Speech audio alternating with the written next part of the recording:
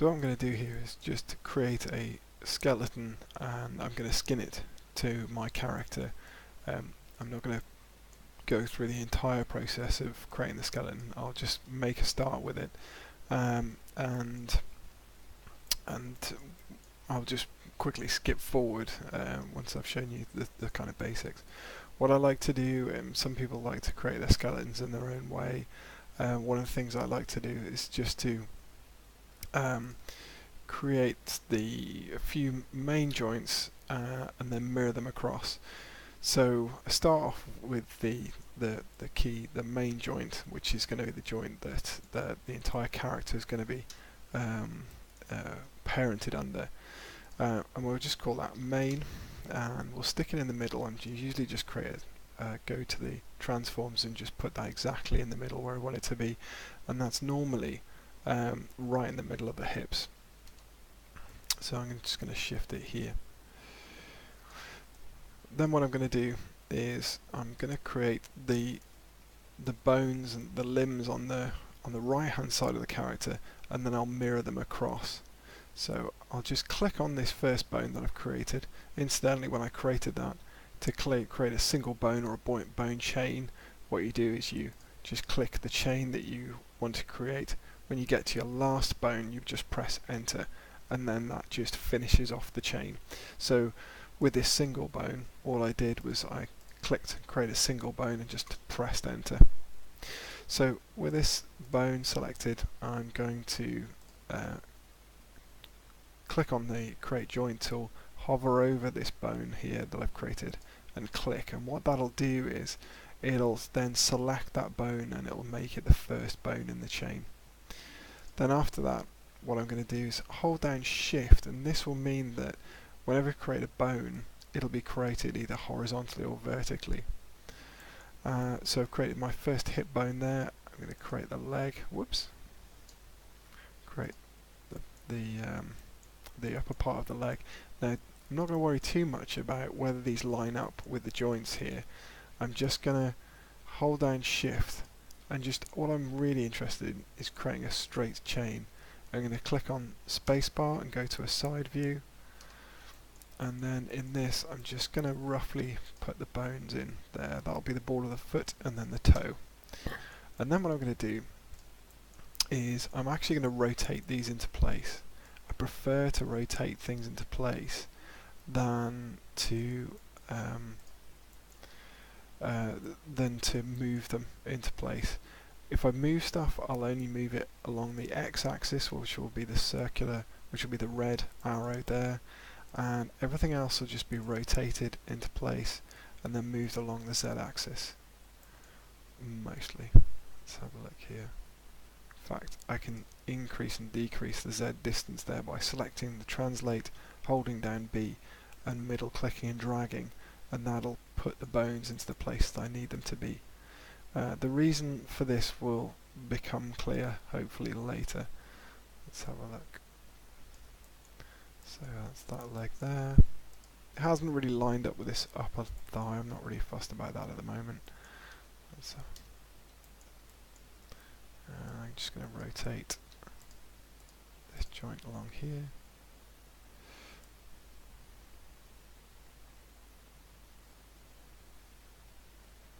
Just going to line this one up, and I'm going to shift it so it lines up there like that, and then line this back up along like this. So I've got my left or my right leg here, which is lined up. Yeah, it's okay, it's not too bad. Then what I'm going to do is I'm going to create my spine. So I'm going to go back to my joint tool here. I'm going to click on the middle, the main joint that I created. Click on that, it selects it, and you notice it selected everything else. And I'm just going to hold down shift, and I'm just going to create a very basic spine chain here down the middle.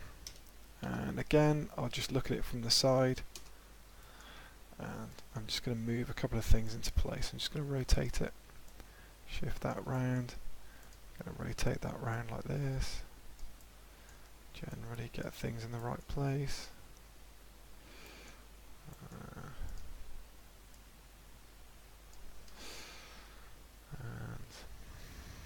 again, go to my translate, hold down B and just move things so that they're in the right place. I'm just going to take that to the base of the neck, because this is where the neck's going to sprout off, and also where the clavicles will sprout from as well. Go back to this, back to the joint tool, click on this part here, and I'm just going to, I think what I'll do is I'll create a joint which is just a little bit further away from that chest joint that I've created, and one at the base of the head here, like that, and also one that sticks out, which will be my kind of look at point. So when I rotate the head, I'll be able to rotate around like this. The reason this is that far, actually, I'll just is because, in fact, I'm just going to drag this down. Just going to shorten this so the base of this neck is in the right place. There we go. So if I need to rotate the neck, I'll be able to rotate it from there. If I was to just simply take the head and attach it to the chest bone, it means that I'd be rotating the entire chest, and I'll show you why that's a problem in a minute. So let's have a look at this now. So that's where my chest is here, and I want to create my clavicles, so and my arms.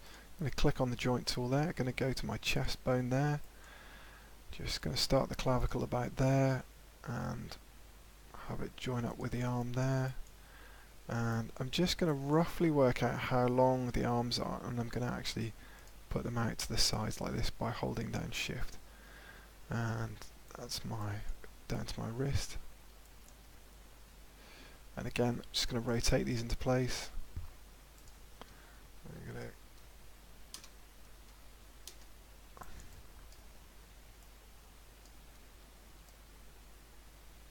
So I'm looking to put it down the middle of the arm like that, and going to then rotate this down here to the elbow,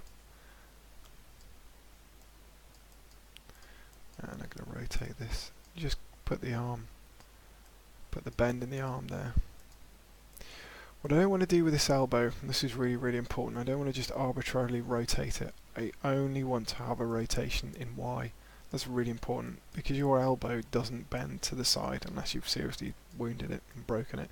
So I'm going to make sure that this arm lines up so it's rotated, and I'm just going to just tweak it round like that so that we get, so that the bone is lined up in the position where the whereby I'm looking at the arm, and if I was to rotate the elbow along simply the Y-axis, I know that the arm would bend correctly. So it does go slightly out of sync with the actual physical joint here, but that's okay. I'm not really fussed because it's only rotating that one axis. So I'm just going to rotate that round again, and I'm going to elongate this by going to the translate again and holding down B, pushing that down, and again there's my wrist. Okay, so that's fine, and I'm going to rotate that round to about there. That's fine there. Okay, and then what I'm going to do, I need to create the hand, and what I again do is I like to splay the fingers of the hands out, holding down the shift key, actually making everything really straight to start with. So I'm going to click on that bone to start with, and then I'm going to just create my bone chain. So I've only got a couple of bones in the finger really, so I'm going to click one out to there and then to there, and so those are the bones of my finger, my first phalange I think it's called, which is there. So this will line up with these fingers here. So what I'll do is I'll just duplicate that, Control D, and move it to the next finger, Control D, move it to the next finger, Control D again, and then Control D, and then I'll move it to the thumb. So it'll generally lined up in this axis. They will make sense in a minute. What I want to do also is change the display of the bones because they're getting a bit big, so I'm going to go to Animation, Joint Size, and I'm just going to reduce the joint size down a little bit there if they're getting too big. So now what I need to do is I need to go into the perspective display, and I need to just line these bones up. again, I think they're a bit big, so I'm going to go to display again, animation, joint size, just going to take down just a little bit more, just to get it nice and small. It may be that I've got my character size too small. Now what I don't want to do is I don't want to grab these joints and just move them arbitrarily into place. What I want to do is I want to know that these rotations are correct. So what I'll do, in fact, I need to add in a joint to the thumb, because the thumb actually has a small rotation there. So it's a handy opportunity to show how to add a joint in. So what I can do is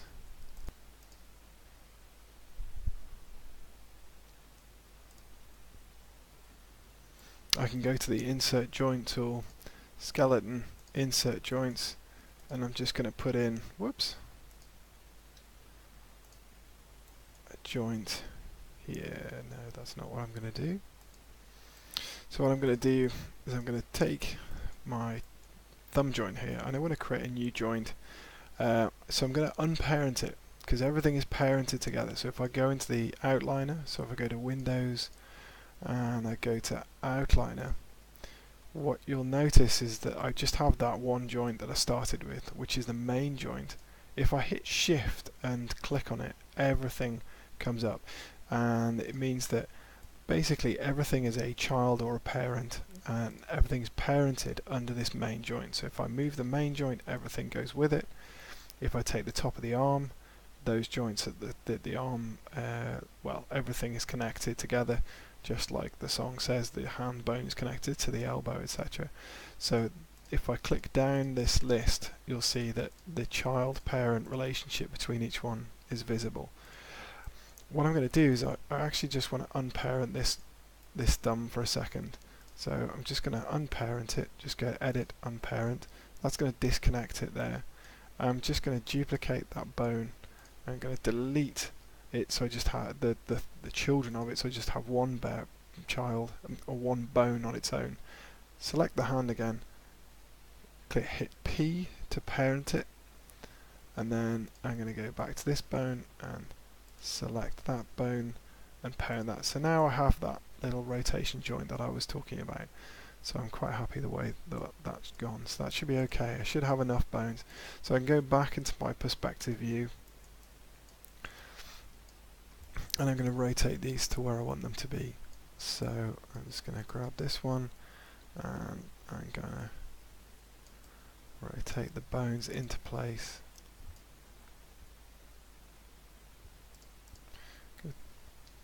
Just going to go to X, Y, and I just want things to be rotated down the X-axis here. So I'm just going to turn these to 0. Oh no, I won't do that, because that's going to make a mess of this one. I'm just going to rotate things into place, and it just means that it's just a lot neater, because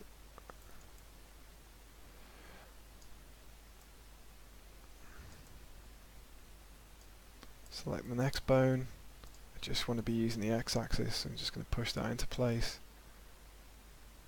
and then I'm going to rotate this top bone again, just rotate it into place, and then rotate this one. Again, just want the X-axis, hold down B, whoops, just rotate that into place, and then rotate this there. That's the end.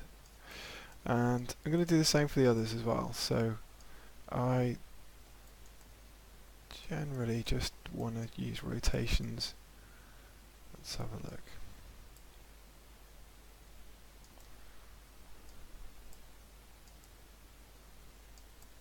I've only used a couple of bones for this one, so I'm just going to go to B, whoops.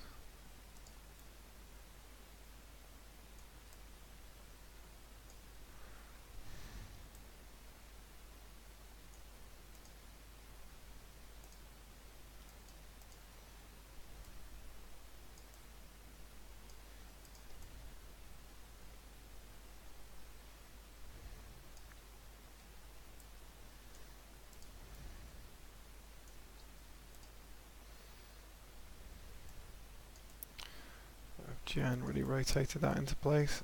The tricky thing with the hands, it probably take as much time as anything else, because a lot of it is about lining up the fingers, the finger bones, so they actually sit in the right place. I'm only using 2 bones in the fingers for this. I don't think it's necessary to have loads of bones in the fingers for this one, because it's not really a it's just going to be a games model, or a low poly games model. And I'm going to rotate those fingers around to there. And again, in fact, what I'll do is I'll just pause this for a second, and then you don't have to watch me do the entire thing. So what I've done is, to save you watching me do the entire thing, what I've done is I've rotated these so that basically now they line up with the finger model. But most importantly, I've selected them, I've rotated the bone so that if I select this, the y-axis that I see here runs right down the bone. So, well, the y-axis, which was the green rotation axis, is the one that will move it forwards and backwards. And if I press W, the red axis is pointing all the way down, and the y-axis. So it's so that basically I can get a good flex in the bones without it being a real mess. So if I press the what are we on? E for rotate, and I've got them all selected. If I drag just in the y-axis, now they'll grip. If I hadn't have lined them up properly, if I'd have made it really arbitrary, and if I hadn't have rotated them into place, it would be real hell to pay trying to get these to rotate properly and grip. So notice when I press W, and when I'm in object mode for the axis orientation, you notice that the axes I have is z-axis is sticking out, the x-axis is pointing down the bone, and the y-axis is pointing directly out to the side, and that's the same for all of them. If I didn't have that, then it means if I, let's say for instance, if I turn all these to the side, it means that if I then rotate these bones along the y-axis,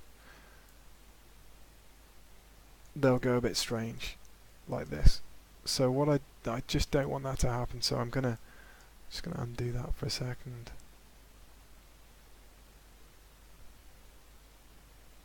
There we go. Okay, so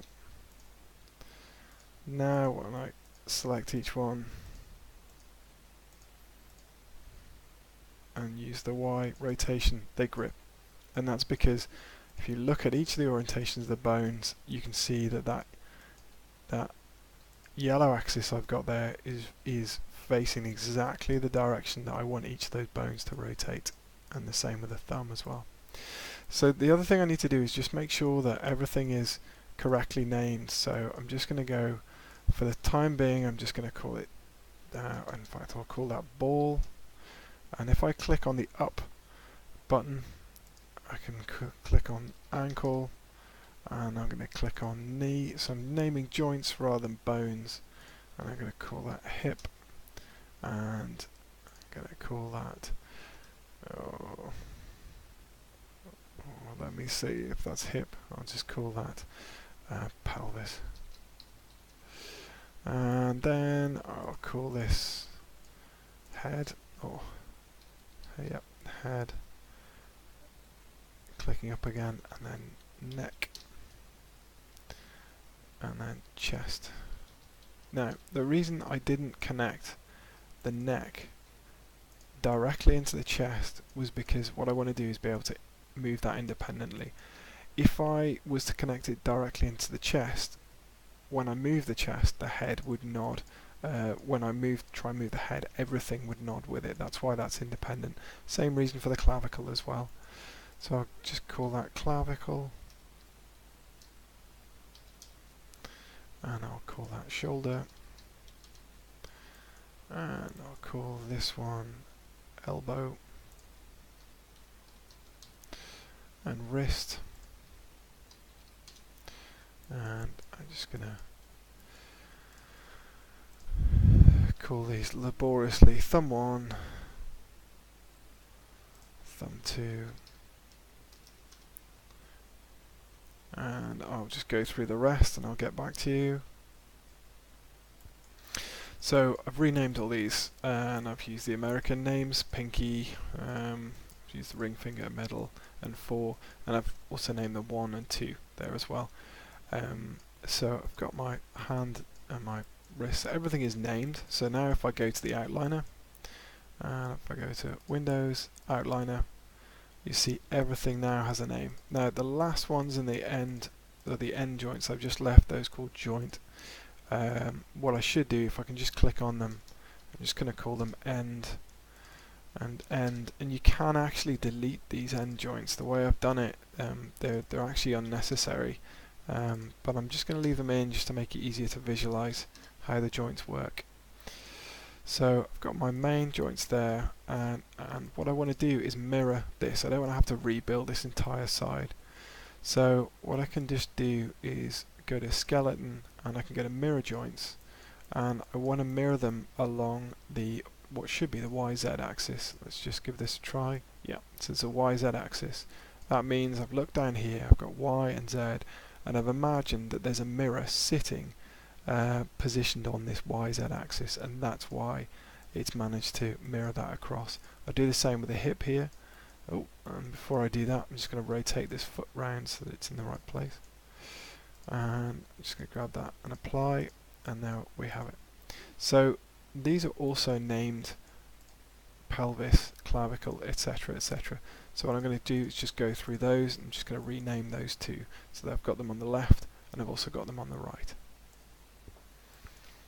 So I've just gone through that. Now I've just put L's in front of the left hand sided bones and R's in front of the right hand sided bones, and now if I get into my outliner, you'll see that they're reflected there. It's got R4 for the 4 fingers, mid finger, and all the way up. So all the right hand side stuff has R and all the left hand side has L. So if I turn this round, let's just check joint 7. Oh, I've forgotten to do my spine, so spine 1, double clicking, just going to rename spine 2 and press enter, double click spine 3, press enter. So everything's named now, and I know it's the left and it's right, and this naming is really, really important when I come to the skinning side of things. So I'm just going to just grab this a second, and I'm going to select my bones first, select my mesh, which is all one mesh, just press 6 for a second. I'm going to go skin, and I'm going to go to bind skin. I'm just going to check on these ones. So bind to joint hierarchy, we've got closest distance, so we've got heat map or geodesic voxel. Let's try geodesic voxel to start with, and I'll just leave everything as default for now and just apply.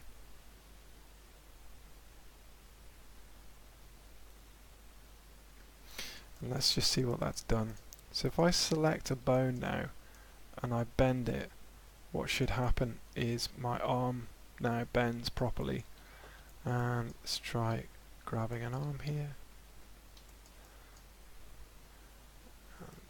Yeah, and there's a little bit of flex in there because I've got this is essentially a robot, so I don't really want things to flex and bend like this, although it can look quite funny. Same with this. Now I've got some bend and flex in these. It's not bad. It's alright as a default go. I'm not really fussed too much about making too many changes to it at this stage. But what I can see is that pretty much things are sort of bending and stretching as I want them to do. And now what I want to do is just make a few changes to it. So I want this, say, this chest area. I want certain things to flex, like the lower spine, for instance. So I press 6. I'm just going to go back to the shaded mode, and now I want that to flex, and I think that's fine. But this mesh, this body area, I don't want that to flex, this upper torso. So I'm going to hold down Shift and use the more than key. I think it's more than or less than, just to grow the selection.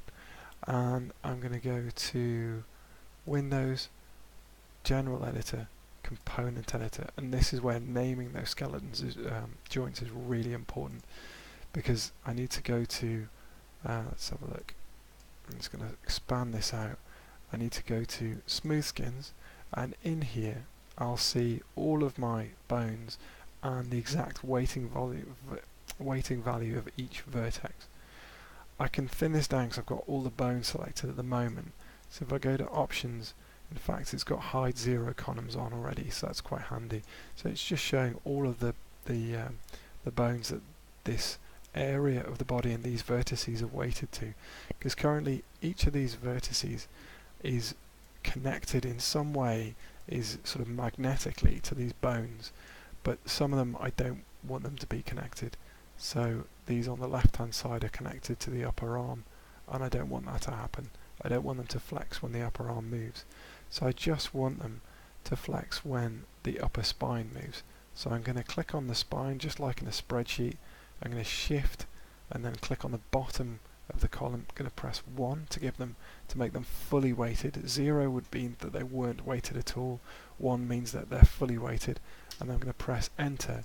And now what's going to happen is when I click on the bone here, and I'm just going to go to object mode, when I click on this bone, this entire upper body will be moving with this spine area here, and when I move the upper arm, this chest won't move at all.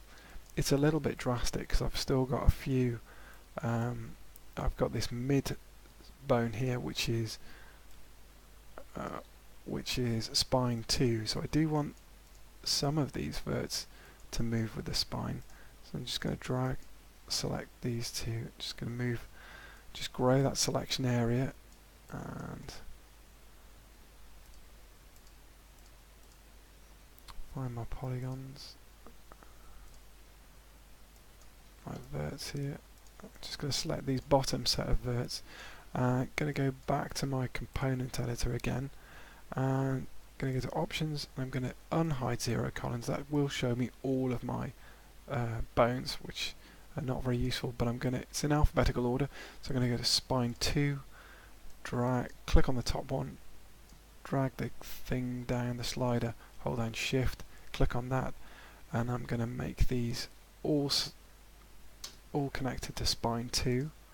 And I can also make some things half connected, so I'm going to unselect these bottom row vertices. I'm going to go back to the component editor, and I'm going to make them half bound to spine 2 and half to spine 3. So I'm going to click on this one and drag and hold down shift and click on the top row, go to 0.5, and when I press that, and if I go to options, I'm going to hide the 0 columns. Half of these are half assigned to spine 2, which is this one, and half assigned to spine 3. So that means that I can then go, if I go to object mode, I can go back into this one, I'm going to press 6, and when I bend the torso, it stretches a little bit, but it just looks a little bit more natural there when I rotate around, and that's just giving me the rotation I need. So for now, I've got the things that I want. I think that they're working okay. The last thing that I'll do is I'm going to just click on the bones here. I'm going to right click and I'm going to set preferred angle. What that does is it means that when you bind stuff or when you rotate things, if you don't set preferred angle, sometimes the joint will snap back into the position in which it was modelled first, and that can give you undesirable results, particularly if you're making an elbow and you put on an IK handle, which is what I'm just about to do. You put on an IK handle to create an elbow. Sometimes the elbow tries to snap back into the position that it was originally created in, and that causes problems. You won't really notice it until the problem occurs, and if it does occur and you put an IK handle on something and suddenly the joint snaps into a different position, just right click and undo it first, and then right click and go to set preferred angle. What this also does is if I rotate this into a position and I think, oh actually I don't want that to be in that position, I can right click and assume preferred angle, and it'll pop back into that original position that I preferred it to be in. So now all I'm going to do, the last thing, is I'm just going to create an IK handle. I clicked on the IK handle tool there, I start from the top of the chain and I go to the lower part. So if I'm doing an elbow joint, I'll click on the shoulder and then click on the wrist. Now an IK handle, IK stands for inverse kinematics, and what that means is it allows me to be able to create a handle on the wrist in order to create an inverse kinematic movement here, so that the wrist, if I just move the wrist, I can then, it automatically rotates the elbow in the correct way. And this is a really useful thing to be able to do if I want to be able to place a hand somewhere. It looks really clunky if I use forward kinematics, which means rotating the upper arm and then rotating the lower arm and trying to get things in the right place. So inverse kinematics is absolutely essential when you're skinning stuff. I can go more into that later, but for this time, for this tutorial, I just wanted to cover just creating a skeleton and doing the skinning. So I hope that was useful.